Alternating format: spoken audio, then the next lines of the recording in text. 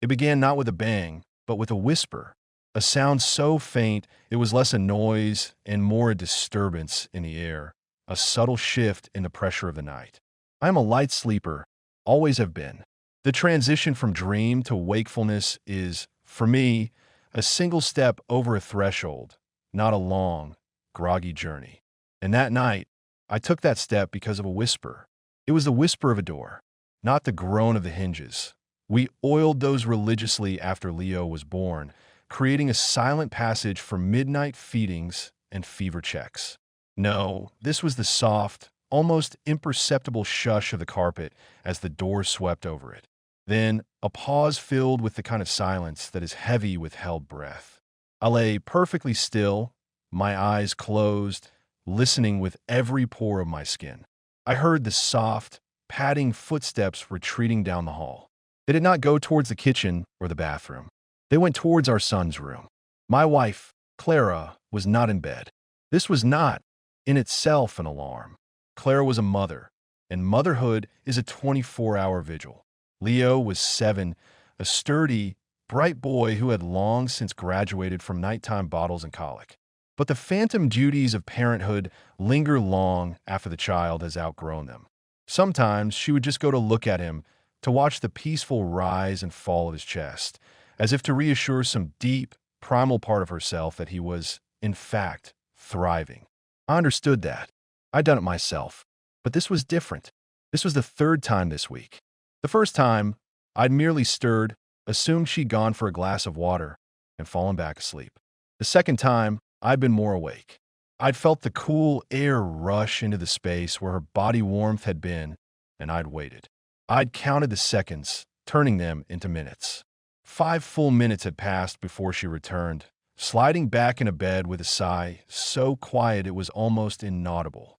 I'd asked, my voice thick with sleep, "Everything okay?" She just murmured, just checking on Leo, and had been asleep or pretending to be within seconds. Tonight, however, a cold finger of unease traced a path down my spine. It was the precision of it.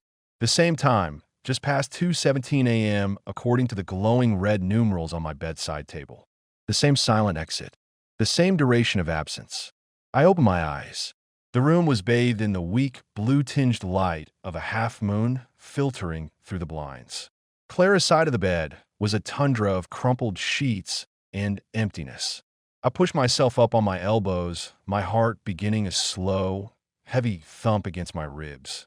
The house was a tomb, silent save for the low hum of the refrigerator from downstairs. I strained my ears, trying to pick up any sound from Leo's room. A murmur of conversation? A sob? The rustle of sheets? Nothing. Just that oppressive, waiting silence. My mind, ever a willing collaborator with fear, began to paint pictures. Was he sick? Was she administering some kind of medicine she didn't want me to know about? Was he having night terrors? And she was comforting him, shielding me from the worry? But why the secrecy? Leo was our son. My son. Any trouble of his was my trouble to share and bear. The more benign explanations felt flimsy, like tissue paper against the gale of my anxiety. Maybe she was just reading to him, but there was no light under his door and no sound of turning page. Maybe she was praying, but we weren't a religious family.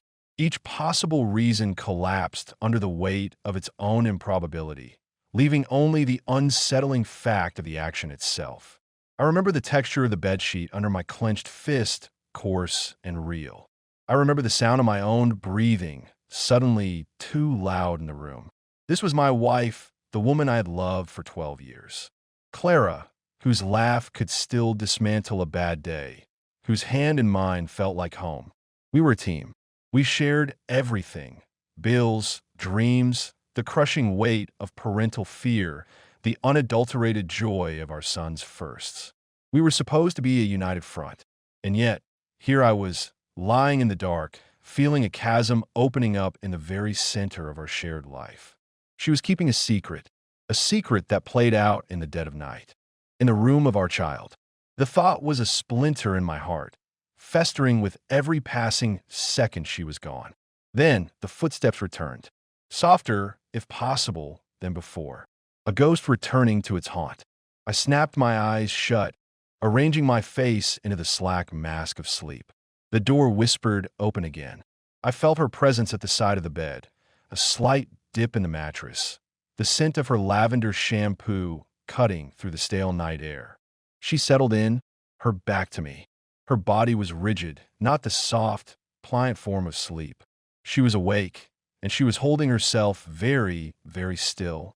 I lay beside her, two strangers sharing a bed, separated by a few inches of space and a vast, silent ocean of something I did not understand. The whisper in the dark had become a scream in my mind, and I knew, with a chilling certainty that seeped into my bones, that this was not just a strange habit. This was the beginning of something. This was the first thread pulled from the tapestry of our normal life, and I was terrified to see what picture would unravel. The morning sun felt like a lie. It streamed through the kitchen window, catching dust motes dancing in the air, painting the world in a cheerful, golden light that was utterly at odds with the chill in my bones. Clara moved around the kitchen with her usual morning ballet, the clink of a spoon against a cereal bowl, the gentle hum as she filled the kettle. She was the portrait of normalcy, of maternal grace. She placed a cup of coffee in front of me, her fingers brushing mine. "Sleep okay?" she asked, her voice smooth as honey, her eyes meeting mine for a brief, unguarded moment. They were the same eyes I'd fallen in love with, a warm, earthy brown, but now I searched them for a crack, a flicker of the secret that walked the halls of our home after midnight. "Fine," I managed, the word tasting like ash. "You, like a log," she said, turning away to pour orange juice for Leo. And she sounded like she meant it. That was the most disorienting part. There was no shadow of sleeplessness under her eyes, no tremor in her hands, no hint of the furtive, spectral figure from the night. She was just Clara, my Clara, and the dissonance was a physical nausea in my stomach. I watched Leo, my anchor in the shifting sands of my own home. He was chattering excitedly about a project for school, building a volcano that would actually erupt.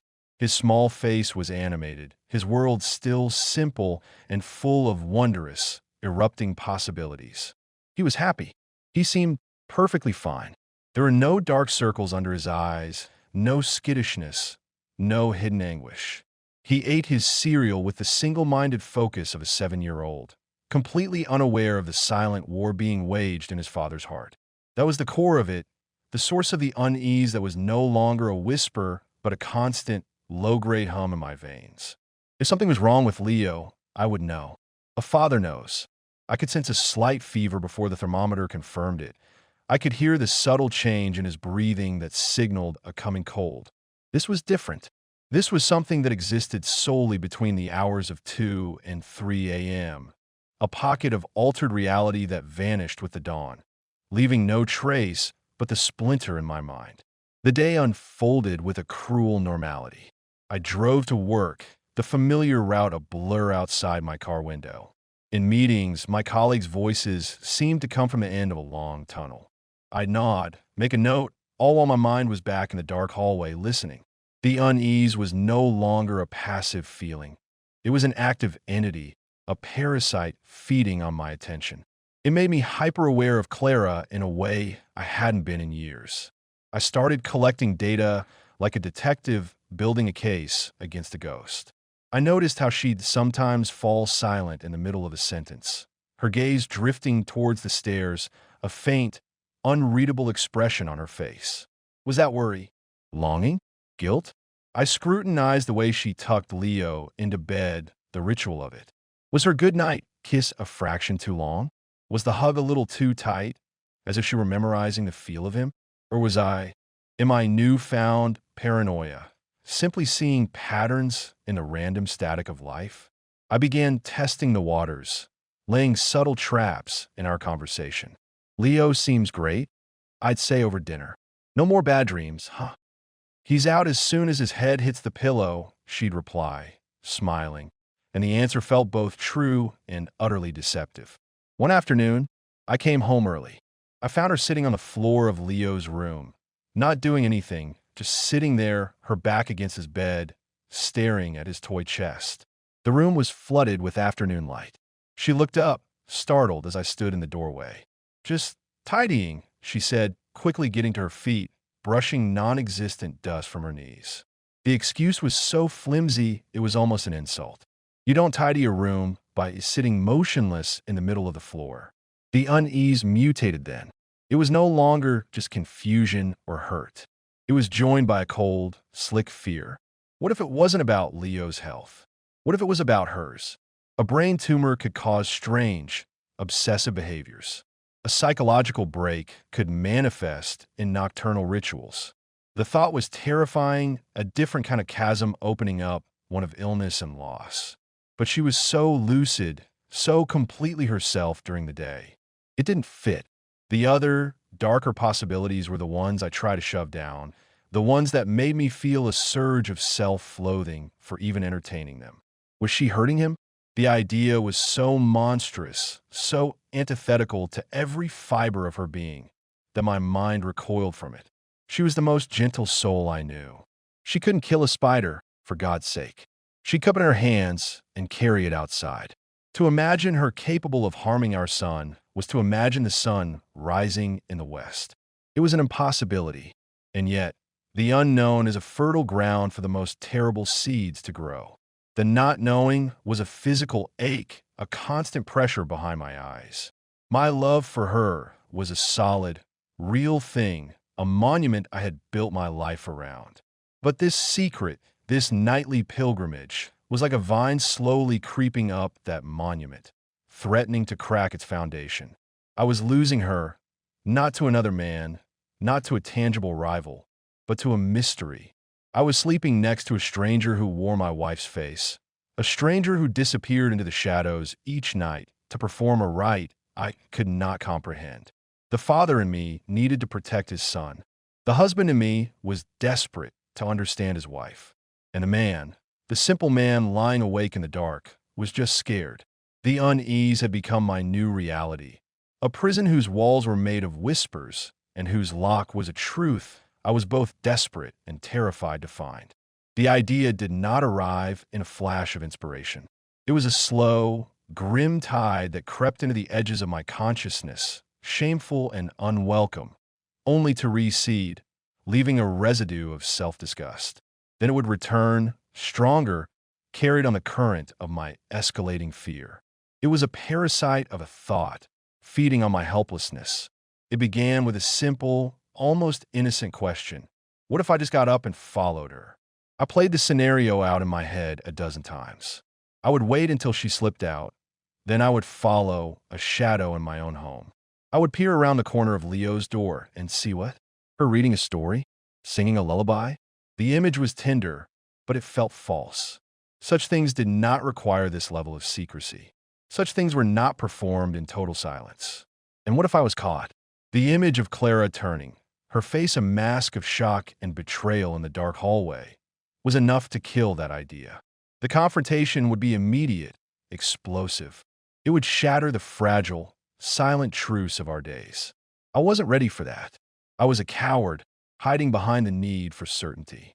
The tide receded, leaving me with my impotent observations. But the next night, when the digital clock glowed 2:17 a.m. and the whisper of the door came, the tide returned, bringing a new, more sinister notion. A camera. The word felt dirty in my mind, a violation of a sacred trust. This was my wife, the mother of my child. Our home was not a battlefield to be surveilled, nor a crime scene to be documented. It was a sanctuary. To place a camera inside it felt like a desecration, an act of war that would forever poison the well of our marriage. I lay there, sickened by my own thoughts, a traitor in my own bed. But the counter-argument was a cold, hard logic. I was no longer sleeping. I was losing weight. My work was suffering. The constant strain of pretending everything was normal during the day, only to lie rigid with dread at night, was eroding me. The not knowing was a corrosive acid, and I was the metal it was slowly eating away. I needed proof, not to accuse, but to understand, not to punish, but to help. That's what I told myself. I was doing this to help her, to help us. It was a flimsy justification, but I clung to it like a life raft. For a week, I became a man divided. By day, I was the loving husband and father, grilling burgers in the backyard, helping Leo with his volcano, laughing at Claire's jokes. By night, I was a strategist, planning an invasion of my own family's privacy. I researched covert cameras online in incognito mode, my fingers trembling on the keyboard. I settled on a small, black cube, no bigger than a die, with a wide-angle lens and night vision. It was marketed for home security, for keeping an eye on pets. The irony was a bitter pill.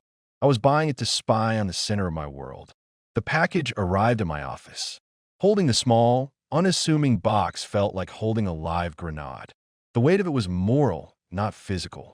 That evening, I hid it in the glove compartment of my car, and it sat there for 2 more days, a radioactive secret burning a hole in my conscience. The final push came from an unexpected place. Leo himself. We were building his volcano out of clay, his small hands diligently smoothing the sides. "You know, Dad," he said, his voice casual, "Mommy sometimes sits with me at night." My blood ran cold. I kept my eyes on the volcano. "Oh yeah, buddy? That's nice of her." "Yeah," he mumbled, focusing on creating a lava flow. "But she's quiet. She just sits. And sometimes she cries." The world stopped. The air was sucked from the room. She cries. All the dark, monstrous theories about illness, about abuse, about some terrible secret evaporated in the face of this simple, heartbreaking fact. She was sad. She was in pain. And she was hiding it from me. The decision crystallized in that moment, no longer born of suspicion, but of a desperate, aching need to reach my wife. The camera was no longer a weapon of espionage. It was a diagnostic tool. It was a lifeline thrown into the dark waters of her sorrow. I had to see. I had to know what ghost she was battling in the quiet of the night, so I could finally step out of the shadows and stand beside her. The next afternoon, when Clara took Leo to the park, I moved with a grim, determined purpose. The house was empty, silent, accusing. I stood in Leo's room, my heart hammering against my ribs. I looked at the small bed, the dinosaur-covered comforter, the ranks of stuffed animals standing guard. This was a sacred space, and I was about to violate it. My eyes scanned the room. The bookshelf was too obvious. The top of the dresser was too exposed. Then I saw it. On the high shelf where we kept Leo's baby memory box and a few out-of-season clothes, nestled between a stuffed elephant and a small model spaceship, was the perfect spot. It looked directly at the bed, had a clear line of sight, and was shrouded in the deep shadows of the upper corner. With hands that refused to stay steady, I took the black cube from my pocket. I plugged in the micro USB cable, routing it behind a shelf and down to a power strip hidden behind the dresser. I opened the companion app on my phone. A live feed of Leo's room appeared on the screen. The view was intimate, invasive. I could see the rumpled sheets, the beloved teddy bear slumped against the pillow. I felt a wave of nausea, so strong I had to lean against the wall. I was no longer just a husband tormented by a mystery. I was now the architect of its solution and the potential destruction of everything I held dear. I had crossed a line from which there was no return. That night, as I lay beside my sleeping wife, the hidden eye in the room down the hall felt like it was staring back at me, judging me. I had made the decision to watch, and I was terrified of what I was going to see. The camera, once activated, became the silent, third party in our marriage. It was the uninvited guest at our dinner table, the phantom in our conversations, the judge and jury of my own transgressions. Its presence, though unknown to Clara, seemed to radiate a frequency of guilt that only I could hear, poisoning the very air I breathed. That first evening, the atmosphere in our home was thick with a tension entirely of my own making. Every casual remark Clara made felt like a test. When she joked about me being jumpy, I forced a laugh that sounded like a bark. When she asked if I was feeling all right, my insistence that I was just tired was too quick, too sharp. I was a terrible actor in a play where only I knew the script. My eyes kept darting towards the hallway, as if I could see through the walls to the small, black cube nestled among my son's innocent treasures. I was hyper-aware of my phone, a cold, hard rectangle in my pocket that had become a portal to a truth I both craved and dreaded. Putting Leo to bed that night was an agony. The ritual I usually cherished, reading a chapter from his book, the silly voices, the goodnight hug, felt like a grotesque performance. As I tucked the comforter around his small shoulders, my gaze was irresistibly drawn to the top shelf, to the dark space between the elephant and the spaceship. The lens was a blind, unblinking eye, and I was its accomplice, betraying my son's sanctuary, his place of dreams, for my own desperate need. I kissed his forehead, the taste of my own deceit sour in my mouth. Later, as Clara and I watched some forgettable television show, the silence between us was no longer just the comfortable quiet of a long-married couple. It was a chasm, and I was the one who had dug it. She sat with her legs curled under her, absorbed in the glow of the screen, completely unaware that her husband had become a spy. I studied her profile, the gentle slope of her nose, the way she bit her lower lip in concentration, and a love so fierce and painful welled up in my chest that it was all I could do not to confess everything, to tear down this terrible wall I was building with my own hands. But the memory of Leo's voice, sometimes she cries, held me back. This was for her. This was to help. The mantra was my only shield against the onslaught of my conscience. When we went to bed, the darkness felt different. It was no longer a blanket, but a shroud. The familiar sounds of the house settling were now a cover for the silent. Digital vigil taking place in the room next door. My phone was on my nightstand, face down, a sleeping serpent. I lay rigid, my senses stretched to a breaking point, waiting for the signal, for the whisper of the door. And then it came. 2:17 a.m. The soft shush of carpet, the pause, the padding of footsteps. My heart was a frantic drum against my ribs. This was it. The moment of truth was no longer an abstract concept. It was here, lying next to me in the dark, available with a tap of my finger. I waited until the footsteps faded into Leo's room. I waited a full minute, my breath held, listening to the profound silence from down the hall. Then, moving with a slowness that felt funeral, I reached for my phone. My hand was trembling so violently, I nearly dropped it. The screen lit up my face in the darkness, a pale, ghoul-like mask. I opened the app. The live feed loaded. The screen showed Leo's room, bathed in the eerie, greenish-gray monochrome of night vision. The perspective from the high shelf was godlike, omniscient, and utterly voyeuristic. I could see the lump of my son's form in the bed, peaceful and still.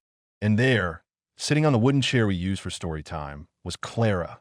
She was perfectly motionless. Her back was to the camera, but her posture was one of profound weariness, her shoulders slumped. She was just sitting there, looking at her sleeping son. The silence emanating from a video feed was deafening, more intense than the silence in my own room. It was a silence heavy with unshed tears and unspoken words. 5 minutes passed, then 10. She didn't move. She was a statue of grief, a sentinel guarding a pain I couldn't see. And then I saw her shoulders hitch, a subtle, convulsive tremor. She brought a hand to her face, and her body folded in on itself slightly. She was crying, silent, shoulder-shaking sobs that she was containing with a willpower that was heartbreaking to witness. This was not a mother soothing a bad dream. This was a woman being consumed by a sorrow so deep it could only be expressed in the absolute privacy of the night, in the presence of her oblivious, sleeping child. I watched, paralyzed, my own eyes stinging. The voyeuristic thrill had been replaced by a crushing, helpless anguish. I was witnessing her private breakdown, and every second I watched felt like a further betrayal. Yet I couldn't look away. This was the core of the mystery, and it was more devastating than any of my dark imaginings. After 20 minutes, she slowly stood up. She leaned over the bed, and with a tenderness that made my throat constrict, she kissed Leo's forehead, her hand lingering on his hair. Then, she turned and walked out of the frame. I quickly locked my phone, plunging the room back into darkness. The afterimage of her grieving form was burned onto my retina. I heard her footsteps return, felt her slip back into bed. She let out a long, shaky breath, the only audible sign of her turmoil. I lay beside her, the silent lens of the camera now replaced by the silent lens of my own knowledge. I had seen the truth, or a piece of it, but I was no closer to understanding. I had the what, but the why was now a deeper, more terrifying mystery than ever. And I knew, with a certainty that chilled me to the bone, that I had to keep watching. The silent lens had shown me her pain, and I was now bound to it, compelled to follow this sorrow to its source, no matter where it led. The revelation of her tears did not bring peace. It only exchanged one form of torment for another. Now, the mystery was no longer a cold, abstract fear, but a raw, aching wound. My wife, the woman I loved, was drowning in a sea of sorrow, and she was choosing to drown alone, in the dark, while I slept obliviously beside her. The camera had become not a spyglass, but a window into a chamber of her heart I never knew was locked. For 3 nights, the ritual was the same. The digital clock would hit 2:17 a.m. The door would whisper. I would wait, my phone a cold, guilty secret in my hand. I would watch the grainy, gray-green feed, and I would watch her cry. Each night, the silent, shaking shoulders, the hand pressed her mouth to stifle any sound, the unbearable tenderness of the good-night kiss she gave our sleeping son. Each night, I would lie there afterwards, my mind racing through a labyrinth of whys, each turn leading to a dead end more frightening than the last. Was it a terminal illness she was hiding? Was it grief for a loss I didn't know we had? Was it me? Had I failed her so profoundly that her only solace was the silent, sleeping form of our child? The weight of it was crushing me. I was living a double life.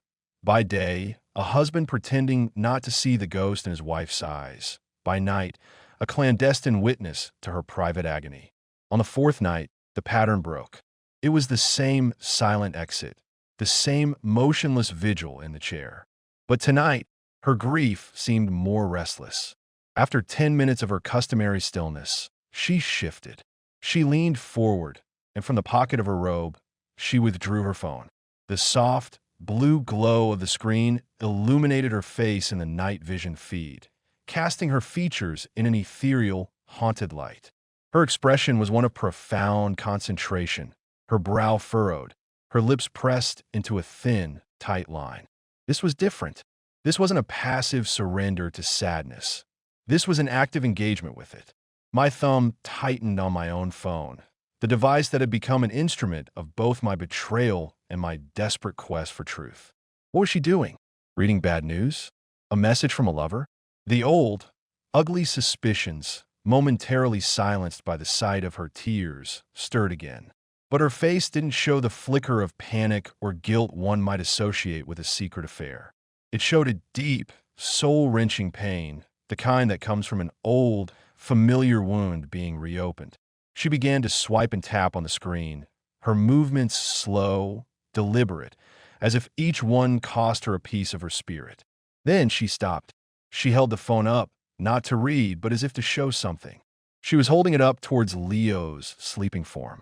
And that's when I saw it. The angle from my hidden camera was perfect. As she tilted the phone, the light from its screen fell directly on a small, framed photograph on Leo's nightstand that I had never given much thought to. It was a picture of Clara, years younger, her smile radiant, holding a newborn Leo in her arms. Standing beside her, his arm wrapped around her shoulders, his own face beaming with a pride so bright it could power a city, was her brother, Michael. Michael. The air left my lungs in a silent rush. Michael, who had been killed by a drunk driver 2 years before Leo was born. Michael, whose name was spoken in our house with a soft, reverent sadness, especially on his birthday. Michael, whose loss was a foundational scar on Clara's heart, a pain I had held her through for months, for years. She wasn't looking at a text. She wasn't reading an email. She was looking at a picture. She was showing her brother our son. The realization struck me with the force of a physical blow. The entire, agonizing mystery unraveled in an instant, there in the blue light of her phone. Her nocturnal pilgrimages were not about illness or betrayal or some dark secret. They were about love. A love so vast, so enduring, that it transcended the boundary between life and death. A love that had to express itself in the only way it could, in the silent, sacred hours of the night, where a mother could bridge the impossible gap between the uncle who would have adored him and the nephew who would never know him. She began to speak. Her voice, when it came, was a hushed, broken whisper, barely audible even through the sensitive microphone of the camera. But I heard it. I heard every shattered syllable. "Look at him, Mikey," she whispered, her voice thick with tears. "He's 7 now. Can you believe it? He's so smart. He's so funny. He has your smile. I see it every single day, and it breaks my heart all over again." A sob escaped, raw and unfiltered. "He's building a volcano for school. You'd love that. You'd be right there in the middle of it, making a mess with him, egging him on." She scrolled on her phone, presumably to another picture. "He lost his first tooth last week. You should have seen him. So proud." She paused, swallowing hard. "It's not fair. It's just not fair that you're not here. That he'll never know you. That you'll never get to toss a baseball with him, or take him fishing, or just be his Uncle Mikey." She lowered the phone, her body trembling. "I miss you. God, I miss you so much. And I need you to see him. I need you to know him. Even if it's just like this, in the dark. I have to believe you can see." I could no longer see the screen through the blur of my own tears. They fell freely, hot and silent, onto my pillow. The weight of the secret, the fear, the suspicion, all of it evaporated, leaving behind a vast, echoing chamber of understanding and a shared, profound grief. The truth, illuminated by the blue light of her phone, was not a monster. It was a monument to a love that death could not diminish. My wife wasn't sneaking around. She was keeping a promise. She was tending a garden of memory in the only way she knew how. And I, her husband, had been too blind, too trapped in my own fears, to see the beautiful, heartbreaking truth that was right in front of me all along. The blue light from my phone vanished as I locked the screen, plunging me back into a darkness that was no longer threatening, but sacred.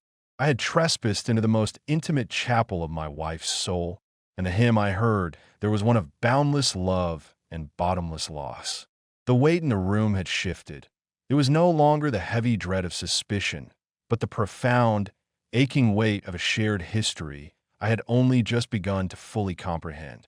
Lying there listening to the soft, rhythmic sound of Clara's breathing, now the breathing of sleep, of a temporary release from her grief, I was transported back. The ghost of Michael, which had been a vague, supportive presence in my mind for years, now took on solid form. He was no longer just Clara's brother who died. He was the architect of this nightly ritual. I remembered him with a clarity that startled me. Michael wasn't just her brother. He was her other half. Where Clara was thoughtful and gentle, Michael was a force of nature, all booming laughter and reckless, joyful enthusiasm. He had a way of filling a room not just with his presence, but with a contagious energy that made everything feel like an adventure. I remember the first time I met him, how he'd size me up with a playful glint in his eye before clapping me on the back and declaring, "You'll do." It was the highest approval I could have received. We were young, all of us. The future was a blank, beautiful canvas. I remember conversations, late into the night, fueled by cheap beer and big dreams. Michael would talk about the kids he would have one day. "I'm going to be the cool uncle," he'd announce, his arms slung around Clara. "The one who shows up with ridiculous presents and teaches them how to get into just the right amount of trouble." Clara would laugh, her head on his shoulder, her eyes full of adoration. "You'll spoil them rotten," she'd say. He never got the chance. The drunk driver erased that future in an instant. The phone call in the dead of night. The frantic rush to the hospital. The waiting room that smelled of antiseptic and despair. And then the crushing final news. I had held Clara as she shattered, as if her very bones were breaking under the weight of the loss. I had watched the light in her eyes go out, replaced by a flat, gray emptiness that lasted for months. I thought I had been there for her. I had held her during the crying jags, listened to her stories, helped plan the funeral. I had borne the silence when the stories ran out, and only the pain remained. I thought, in my arrogant, husbandly way, that I had understood the shape and depth of her grief. I had witnessed the big, seismic waves of it. The first Christmas without him, the first birthday, the gut-wrenching pain of the anniversary. But I had failed to see the aftershocks. I had missed the subtle tremors that never truly stopped. I had not realized that for Clara, Michael's absence wasn't a single, catastrophic event to be mourned and slowly recovered from. It was a permanent, chronic condition. It was a room in the house of her life that was forever dark, a chair at the table that was forever empty. Her grief had not disappeared. It had just gone underground, burrowing deep into the bedrock of her soul, only to resurface in the quietest hours, when the world was asleep and her defenses were down. This was the secret buried for years. Not a secret of infidelity or malice, but a secret of enduring, unhealed heartbreak. She had been carrying this alone, shouldering the dual burden of her sorrow and the need to protect me, and Leo, from its relentless tide. Why hadn't she told me? The question echoed in the silent room. Was it because she saw me moving on, saw me able to speak Michael's name without my voice cracking, and felt she had to do the same? Was she afraid of burdening me? Or was it something more primal? This grief was hers. It was the last, sacred territory she shared with her brother, a place so personal that perhaps even I, her husband, was an intruder. By bringing it into the light of day, she might have felt she was betraying the unique, nocturnal intimacy of their connection. I thought of Leo, sleeping peacefully, completely unaware that he was the living, breathing link between his mother and the ghost of an uncle he would never meet. He was the walking, talking embodiment of a future Michael was supposed to be a part of. Every milestone, every scraped knee, every burst of laughter was a fresh reminder of what was lost. Her tears were not just of sadness, but of a fierce, frustrated love, the love of an aunt wanting to show off her nephew, the love of a sister wanting to share a miracle with her brother. The secret was now mine to bear as well. The knowledge was a heavy cloak around my shoulders. I had gone looking for a monster and found a saint, a woman so devoted to a lost love that she built a secret altar to it in the dark. The camera had shown me the truth, but it had also bound me to a new, profound responsibility. I knew now. I had seen the raw, unbandaged wound, and I had to decide, lying there in the dark beside my sleeping, grieving wife, what to do with this terrible, beautiful, heartbreaking knowledge.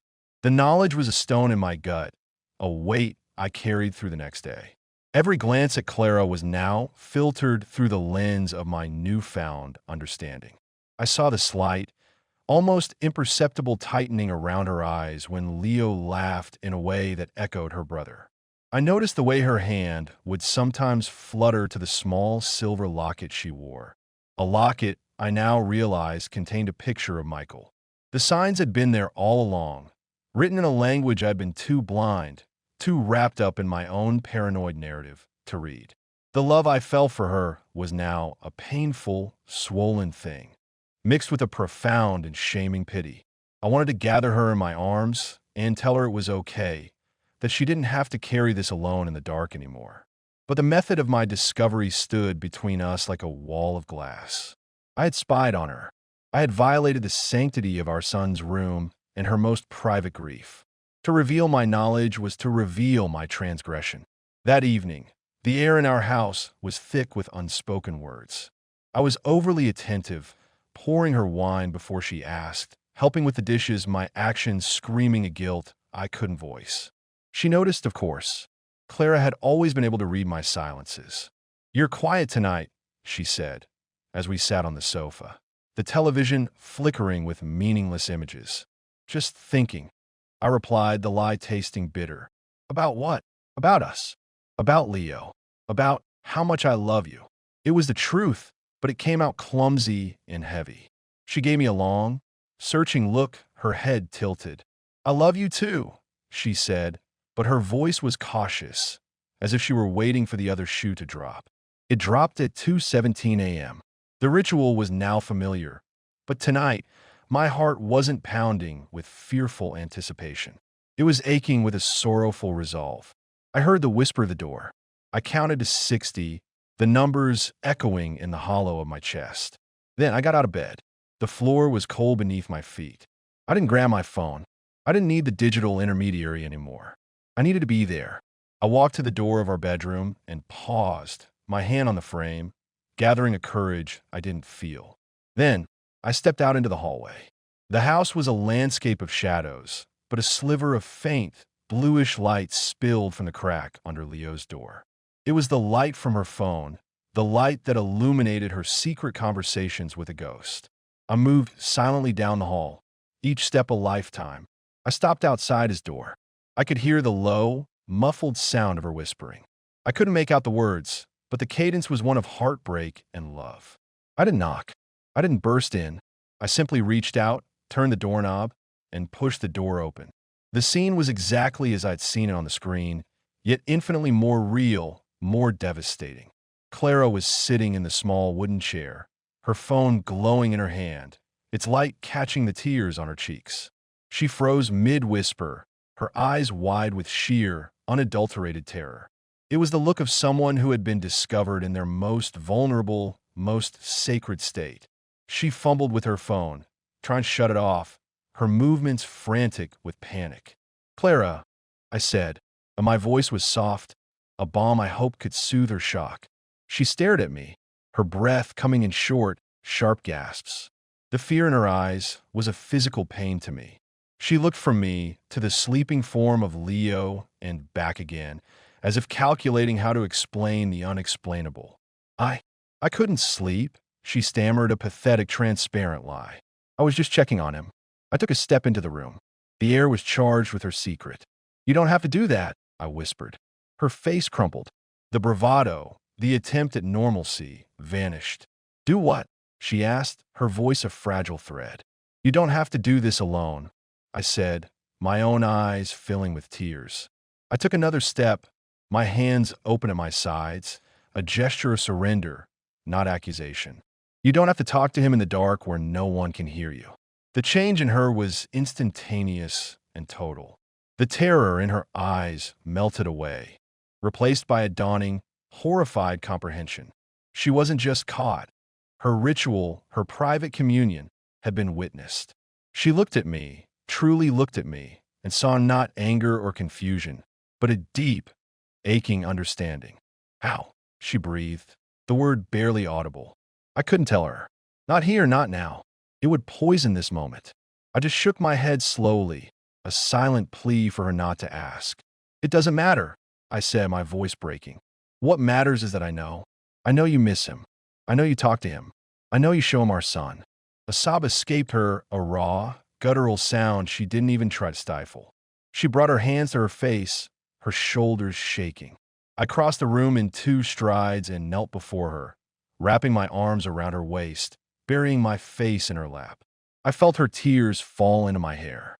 "I'm so sorry," she wept, her hands clutching at my shoulders. "I'm so sorry. I didn't know how to stop. I didn't know how to tell you that it still hurts this much." "Shoo," I murmured, holding her tighter. "You have nothing to be sorry for. Nothing." I looked up at her, my own vision blurred. "He was your brother. He should be here. It's not fair that he's not." In that moment, in the dim light of our son's room, the wall between us crumbled.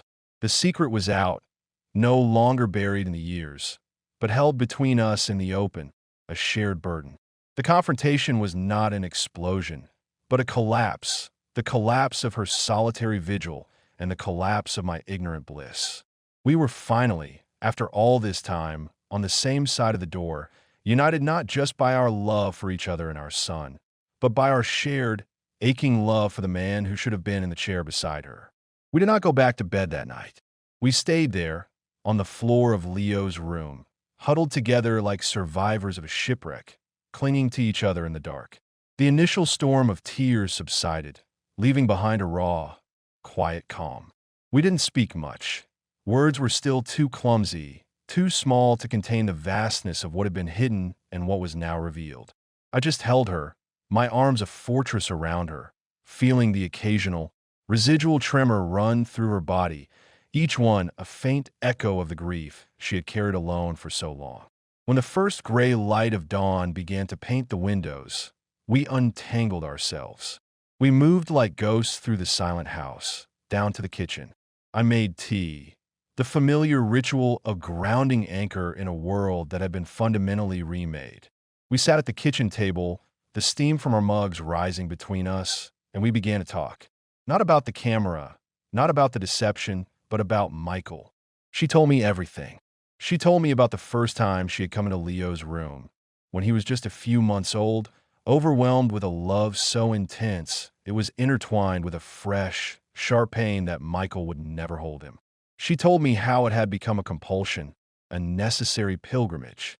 She spoke of the milestones, the first steps, the first words, the first day of school, and how each one was a double-edged sword of joy and sorrow. She showed me the photos on her phone, not just of Leo, but of Michael as a boy, as a young man, the picture she would scroll through in the dead of night, building a bridge of memory between two souls who had never met. I felt like I was going crazy sometimes, she admitted, her voice hoarse but steady. I thought if I told you, you'd think I was stuck, that I wasn't moving on. I thought I had to be strong for you, for Leo. Your strength was in carrying it, I said, taking her hand. But you don't have to carry it alone anymore. We can carry it together. The following days were a delicate, intentional reconstruction of our reality. The hidden camera was the first thing to go. I dismantled it one afternoon when she was out, the act feeling like a solemn unburdening. I did not tell her about it. Some truths are like sutures. They hold a wound together until it heals, and then they are meant to dissolve, forgotten. The knowledge of my method would only be a fresh scar, and we had enough of those already. That secret I would carry for both of us. The real change was in the light. The secret was no longer a creature of the night. We began to speak of Michael in the daytime. We would be eating dinner, and Leo would do something silly, and Clara would laugh and say, "Your Uncle Mike would have loved that." At first, the words hung in the air, new and fragile. But with each repetition, they became more solid, more woven into the fabric of our daily lives. We brought out the old photo albums, the ones that had been tucked away in a closet, their pages stiff with disuse. We sat with Leo on the sofa and showed him pictures of the fun-loving uncle with the big smile. We told him stories, not just the sad story of his death, but the vibrant, joyful stories of his life. We told him about the time Michael tried to build a treehouse and it collapsed, about his terrible singing voice, about his legendary sweet tooth. Leo, with the beautiful, uncomplicated logic of a child, accepted this new, ghostly member of our family with curiosity and delight. One Saturday, we drove to the cemetery, a place Clara had always visited alone. We stood together before the headstone, Leo between us, holding our hands. It was not a place of morbid sadness that day, but a place of remembrance. "This is where we come to remember Uncle Mike," Clara explained to Leo, her voice clear and strong. We placed flowers there, bright yellow daffodils, a color Michael would have approved of. The healing was not an erasure of the pain. The loss of Michael was a permanent thread in the tapestry of our lives, a dark one, but now was interwoven with threads of gold, the gold of shared memory, of open grief, of a love that was no longer solitary. The sound of a healing heart is not silence. It is not the absence of sorrow. It is the sound of a name spoken aloud without a flinch. It is the sound of a shared laugh over a memory that once caused only tears. It is the sound of a little boy asking, "Tell me another story about Uncle Mike." That night, for the first time in years, the whisper of the door did not come. Clara slept, a deep, untroubled sleep, her body relaxed against mine. The ghost had been invited in from the cold, given a chair at our table, and in doing so, it had lost its power to haunt the dark. I lay awake for a while, listening to the new sounds of our home, the steady rhythm of my wife's breathing, the faint rustle of the oak tree in the wind outside, the profound, peaceful silence from our son's room. It was a silence no longer filled with secret sorrow, but with the quiet, resilient promise of a morning that would, for the first time in a long time, be truly new. The heart once fractured, was not just mended, but remade, stronger at the broken places, beating a steady, united rhythm into the dark.